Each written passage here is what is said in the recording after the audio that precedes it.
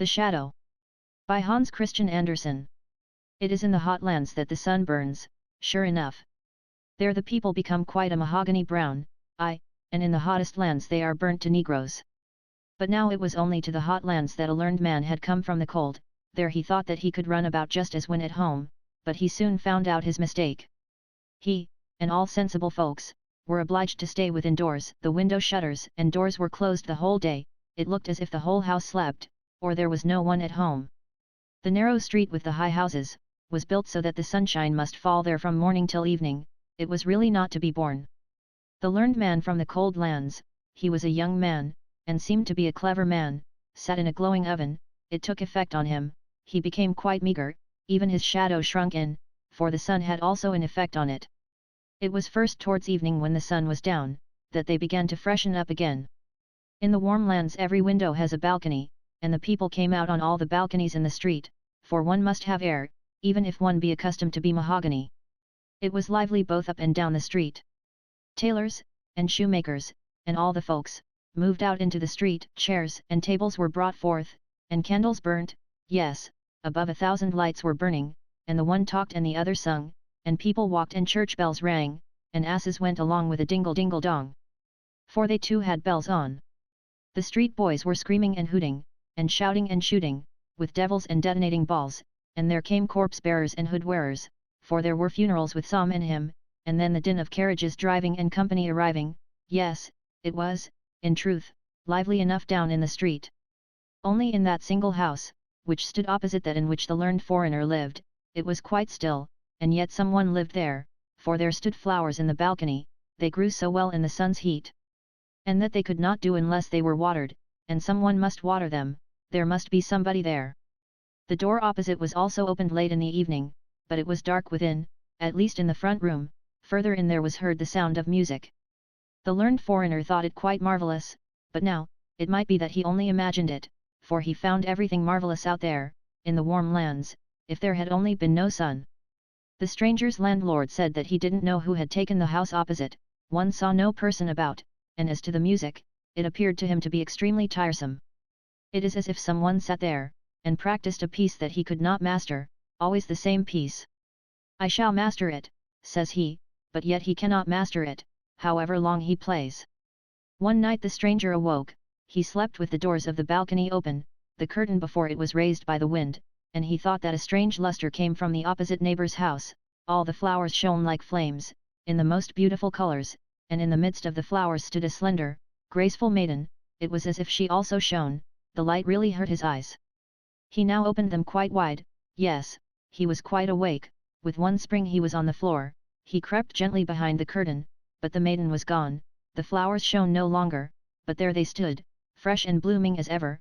The door was ajar, and, far within, the music sounded so soft and delightful, one could really melt away in sweet thoughts from it. Yet it was like a piece of enchantment. And who lived there? Where was the actual entrance? The whole of the ground floor was a row of shops, and there people could not always be running through. One evening the stranger sat out on the balcony. The light burnt in the room behind him, and thus it was quite natural that his shadow should fall on his opposite neighbor's wall. Yes. There it sat, directly opposite, between the flowers on the balcony, and when the stranger moved, the shadow also moved, for that it always does. I think my shadow is the only living thing one sees over there, said the learned man. See, how nicely it sits between the flowers. The door stands half open. Now the shadow should be cunning, and go into the room, look about, and then come and tell me what it had seen. Come, now. Be useful, and do me a service, said he, in jest. Have the kindness to step in. Now. Art thou going? And then he nodded to the shadow, and the shadow nodded again. Well then, go. But don't stay away. The stranger rose, and his shadow on the opposite neighbor's balcony rose also. The stranger turned round and the shadow also turned round. Yes. If anyone had paid particular attention to it, they would have seen, quite distinctly, that the shadow went in through the half-open balcony door of their opposite neighbor, just as the stranger went into his own room, and let the long curtain fall down after him. Next morning, the learned man went out to drink coffee and read the newspapers. What is that? Said he, as he came out into the sunshine. I have no shadow. So then, it has actually gone last night, and not come again. It is really tiresome. This annoyed him, not so much because the shadow was gone, but because he knew there was a story about a man without a shadow. It was known to everybody at home, in the cold lands, and if the learned man now came there and told his story, they would say that he was imitating it, and that he had no need to do. He would, therefore, not talk about it at all, and that was wisely thought. In the evening he went out again on the balcony. He had placed the light directly behind him, for he knew that the shadow would always have its master for a screen, but he could not entice it. He made himself little, he made himself great, but no shadow came again. He said, "Hem, hem," but it was of no use. It was vexatious, but in the warm lands everything grows so quickly, and after the lapse of 8 days he observed, to his great joy, that a new shadow came in the sunshine. In the course of 3 weeks he had a very fair shadow, which, when he set out for his home in the northern lands, grew more and more in the journey, so that at last it was so long and so large, that it was more than sufficient. The learned man then came home, and he wrote books about what was true in the world, and about what was good and what was beautiful, and there passed days and years, yes. Many years passed away. One evening, as he was sitting in his room, there was a gentle knocking at the door. "Come in," said he, but no one came in, so he opened the door, and there stood before him such an extremely lean man, that he felt quite strange. As to the rest, the man was very finely dressed, he must be a gentleman. "Whom have I the honor of speaking?" asked the learned man. "Yes. I thought as much," said the fine man. "I thought you would not know me. I have got so much body. I have even got flesh and clothes. You certainly never thought of seeing me so well off. Do you not know your old shadow? You certainly thought I should never more return. Things have gone on well with me since I was last with you. I have, in all respects, become very well off. Shall I purchase my freedom from service? If so, I can do it." And then he rattled a whole bunch of valuable seals that hung to his watch, and he stuck his hand in the thick gold chain he wore around his neck, nay! How all his fingers glittered with diamond rings, and then all were pure gems. "Nay, I cannot recover from my surprise," said the learned man. "What is the meaning of all this?" "Something common, is it not?" said the shadow. "But you yourself do not belong to the common order, and I, as you know well, have from a child followed in your footsteps. As soon as you found I was capable to go out alone in the world, I went my own way. I am in the most brilliant circumstances, but there came a sort of desire over me to see you once more before you die. You will die, I suppose? I also wish to see this land again, for you know we always love our native land. I know you have got another shadow again, have I anything to pay to it or you? If so, you will oblige me by saying what it is." "Nay, is it really thou?" said the learned man. "It is most remarkable, I never imagined that one's old shadow could come again as a man." "Tell me what I have to pay," said the shadow, "for I don't like to be in any sort of debt." "How canst thou talk so?" said the learned man. "What debt is there to talk about? Make thyself as free as anyone else. I am extremely glad to hear of thy good fortune. Sit down, old friend, and tell me a little how it has gone with thee, and what thou hast seen at our opposite neighbours there, in the warm lands." "Yes, I will tell you all about it," said the shadow, and sat down, "but then you must also promise me, that, wherever you may meet me, you will never say to anyone here in the town that I have been your shadow. I intend to get betrothed, for I can provide for more than one family." "Be quite at thy ease about that," said the learned man, "I shall not say to anyone who thou actually art. Here is my hand, I promise it, and a man's bond is his word." "A word is a shadow," said the shadow, "and as such it must speak." It was really quite astonishing how much of a man it was. It was dressed entirely in black, and of the very finest cloth. It had patent leather boots, and a hat that could be folded together, so that it was bare crown and brim, not to speak of what we already know it had, seals, gold neck chain, and diamond rings. Yes, the shadow was well dressed, and it was just that which made it quite a man. "Now I shall tell you my adventures," said the shadow, and then he sat, with the polished boots, as heavily as he could, on the arm of the learned man's new shadow, which lay like a poodle dog at his feet.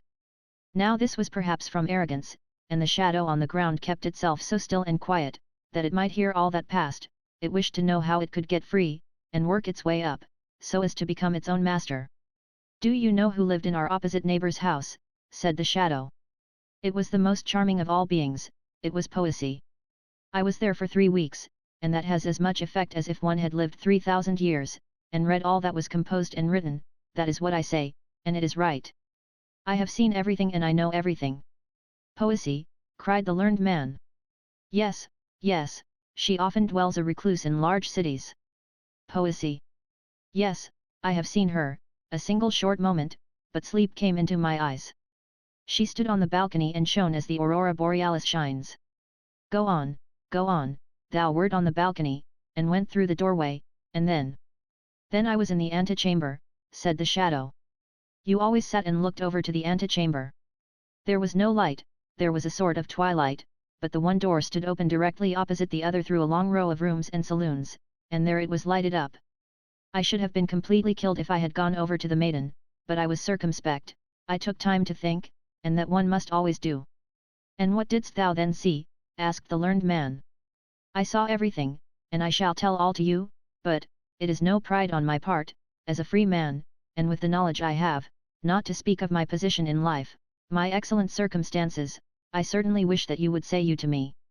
I beg your pardon, said the learned man, it is an old habit with me. You are perfectly right, and I shall remember it, but now you must tell me all you saw. Everything, said the shadow. For I saw everything, and I know everything. How did it look in the furthest saloon? Asked the learned man. Was it there as in the fresh woods? Was it there as in a holy church? Were the saloons like the starlit firmament when we stand on the high mountains? Everything was there, said the shadow. I did not go quite in, I remained in the foremost room, in the twilight, but I stood there quite well, I saw everything, and I know everything. I have been in the antechamber at the court of poesy. But what did you see? Did all the gods of the olden times pass through the large saloons?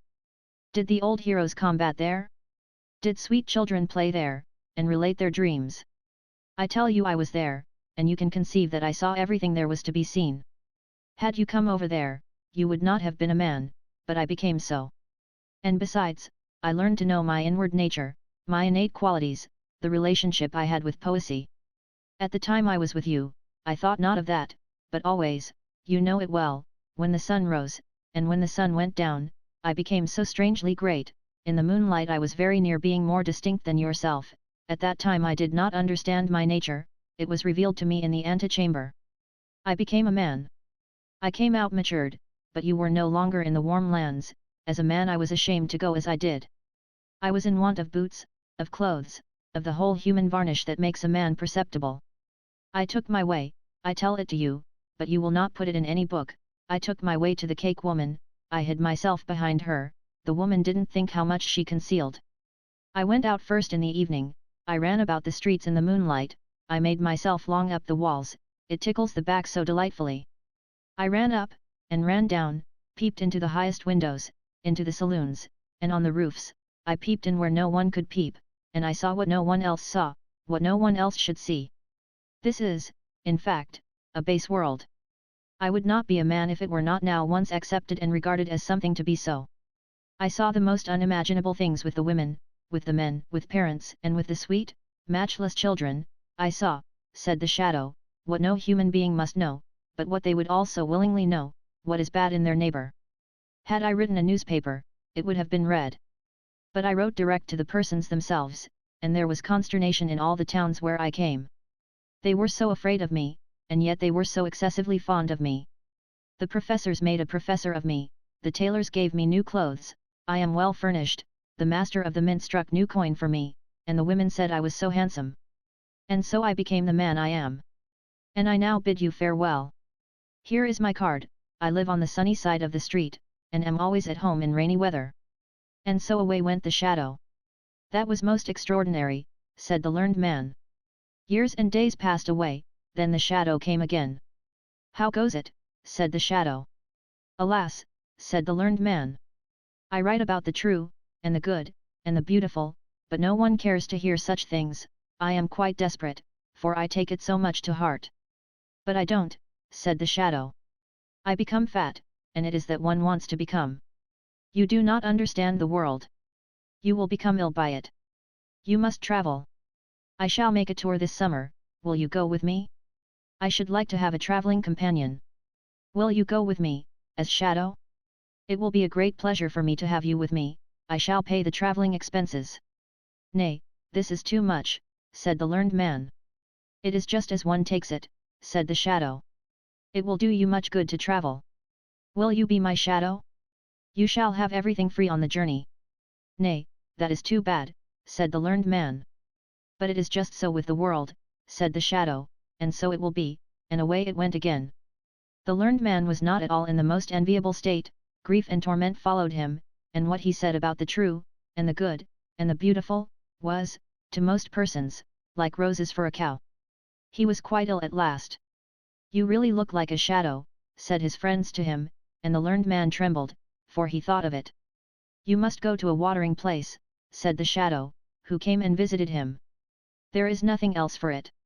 I will take you with me for old acquaintance sake, I will pay the travelling expenses, and you write the descriptions, and if they are a little amusing for me on the way. I will go to a watering place, my beard does not grow out as it ought, that is also a sickness, and one must have a beard. Now you be wise and accept the offer, we shall travel as comrades. And so they travelled, the Shadow was master, and the master was the Shadow, they drove with each other, they rode and walked together, side by side, before and behind, just as the sun was, the Shadow always took care to keep itself in the master's place. Now the learned man didn't think much about that, he was a very kind-hearted man, and particularly mild and friendly, and so he said one day to the Shadow, as we have now become companions, and in this way have grown up together from childhood, shall we not drink thou together, it is more familiar. You are right, said the Shadow, who was now the proper master. It is said in a very straightforward and well-meant manner. You, as a learned man, certainly know how strange nature is. Some persons cannot bear to touch grey paper, or they become ill, others shiver in every limb if one rub a pane of glass with a nail. I have just such a feeling on hearing you say thou to me, I feel myself as if pressed to the earth in my first situation with you. You see that it is a feeling, that it is not pride, I cannot allow you to say thou to me, but I will willingly say thou to you, so it is half done. So the Shadow said thou to its former master. This is rather too bad, thought he, that I must say you and he say thou, but he was now obliged to put up with it. So they came to a watering place where there were many strangers, and amongst them was a princess, who was troubled with seeing too well, and that was so alarming. She directly observed that the stranger who had just come was quite a different sort of person to all the others. He has come here in order to get his beard to grow, they say, but I see the real cause, he cannot cast a shadow. She had become inquisitive, and so she entered into conversation directly with the strange gentleman, on their promenades. As the daughter of a king, she needed not to stand upon trifles, so she said, your complaint is, that you cannot cast a shadow. Your Royal Highness must be improving considerably, said the Shadow, I know your complaint is, that you see too clearly, but it has decreased, you are cured. I just happen to have a very unusual shadow. Do you not see that person who always goes with me? Other persons have a common shadow, but I do not like what is common to all. We give our servants finer cloth for their livery than we ourselves use, and so I had my shadow trimmed up into a man, yes, you see I have even given him a shadow. It is somewhat expensive, but I like to have something for myself. What, thought the princess. Should I really be cured?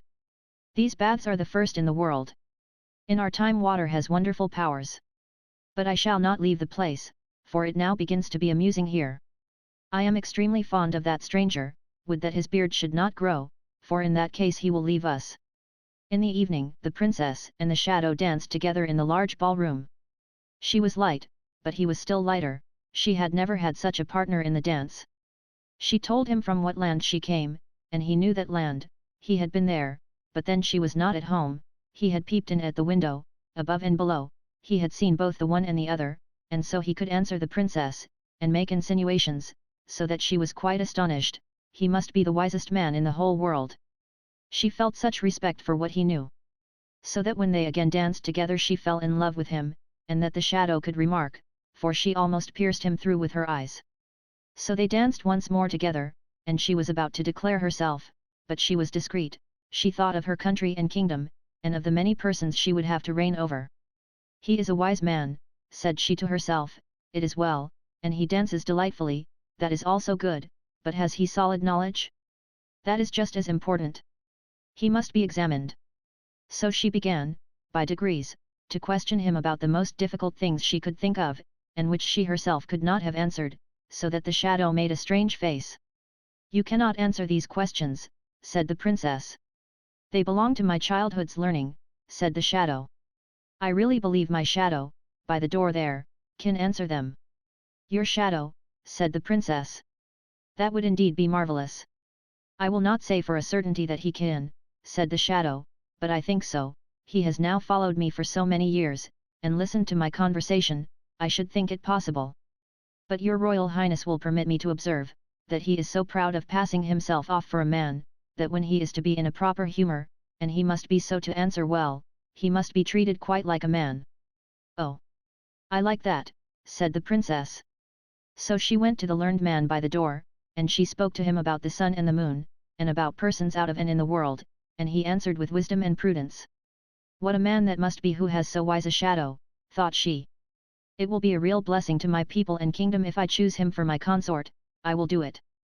They were soon agreed, both the princess and the shadow, but no one was to know about it before she arrived in her own kingdom. "No one, not even my shadow," said the shadow, and he had his own thoughts about it. Now they were in the country where the princess reigned when she was at home. "Listen, my good friend," said the shadow to the learned man.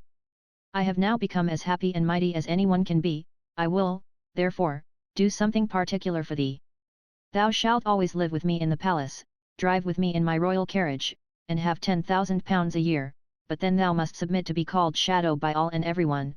Thou must not say that thou hast ever been a man, and once a year, when I sit on the balcony in the sunshine, thou must lie at my feet, as a shadow shall do. I must tell thee, I am going to marry the king's daughter, and the nuptials are to take place this evening." "Nay, this is going too far," said the learned man.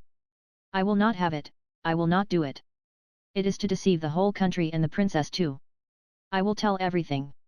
That I am a man, and that thou art a shadow, thou art only dressed up." "There is no one who will believe it," said the shadow.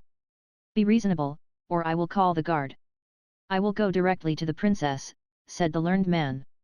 "But I will go first," said the shadow. "And thou wilt go to prison," and that he was obliged to do, for the sentinels obeyed him whom they knew the king's daughter was to marry. "You tremble," said the princess, as the shadow came into her chamber. "Has anything happened? You must not be unwell this evening, now that we are to have our nuptials celebrated." "I have lived to see the most cruel thing that anyone can live to see," said the shadow. "Only imagine, yes, it is true, such a poor shadow skull cannot bear much. Only think, my shadow has become mad, he thinks that he is a man, and that I, now only think, that I am his shadow." "It is terrible," said the princess, "but he is confined, is he not?" "That he is. I am afraid that he will never recover." "Poor shadow," said the princess. "He is very unfortunate, it would be a real work of charity to deliver him from the little life he has, and, when I think properly over the matter, I am of opinion that it will be necessary to do away with him in all stillness." "It is certainly hard," said the shadow, for he was a faithful servant, and then he gave a sort of sigh. "You are a noble character," said the princess. The whole city was illuminated in the evening, and the cannons went off with a bum. Bum! And the soldiers presented arms. That was a marriage. The princess and the shadow went out on the balcony to show themselves, and get another hurrah. The learned man heard nothing of all this, for they had deprived him of life.